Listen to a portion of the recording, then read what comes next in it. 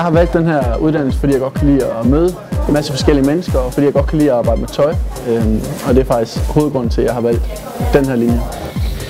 Jamen, jeg har valgt Aarhus Købmandsskole, fordi jeg er elev i Femilet, og jeg synes, at detailhandlen kunne være rigtig sjov.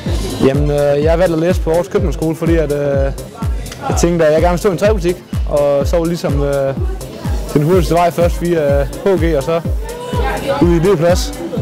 Og det er jo ikke noget, jeg har fortrudt i hvert fald.